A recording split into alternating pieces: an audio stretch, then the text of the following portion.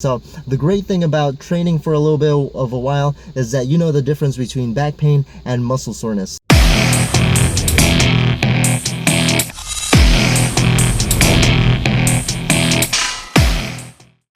What's up guys, Al here from AM Training. So it's about 2 days after Dan Green's seminar and that one rep sumo deadlift competition that was kind of spur of the moment kind of thing, and that kind of totally messed me up because today I want to go ahead and talk about my voiceover. Well, today I want to do the voiceover for my Candito squat day for the 4th week. It required me to squat pretty heavy-ish, around 425 for a set of 3, 430, and then 435 for a set of 3 as well.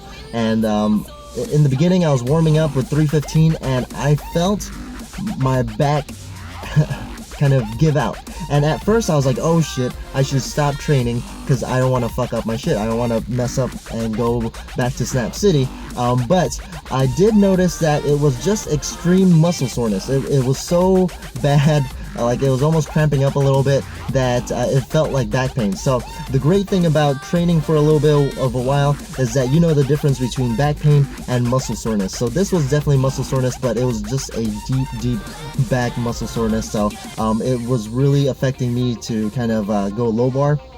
So I almost kind of did low bar, but with a higher torso. I tried to make sure that I had a nice upright torso because I knew if I kind of bent over a little bit more, it would be a little painful. And yes, that sounds a little weird if you bend over more and it would be painful out of context. But of course we're talking about the squat here, and so I ramped up and went all the way up to 435. Everything felt decent, but I know I kind of psych myself out because what I usually don't do is that I put the the spotters. So I put the spotters right next to me because I felt like I didn't want to fail in front of all these people. So I didn't want to drop that bar, and I always tell myself don't do that, because then if anything, if I do fail, I can always just drop it and it's not in the back of my mind. Because right now when I set up that when I set up those little bumper or the spotters, I feel like I'm telling myself that I am gonna fail.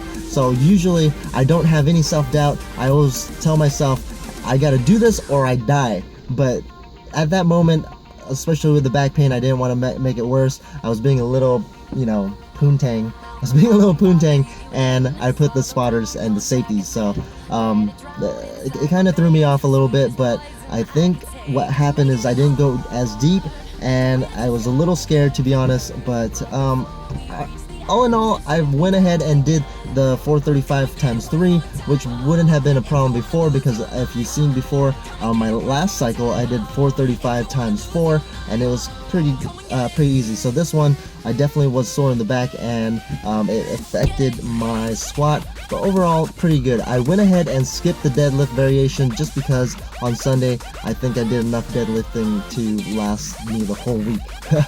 But other than that, guys, that's it. It was pretty decent. Train hard, train smart. Kind of blocked off my lockout, so that's going to be more difficult as weight gets heavier, and so I really tried to incorporate that in my last pull, but I couldn't even get it above my knees. So that was the hard part. So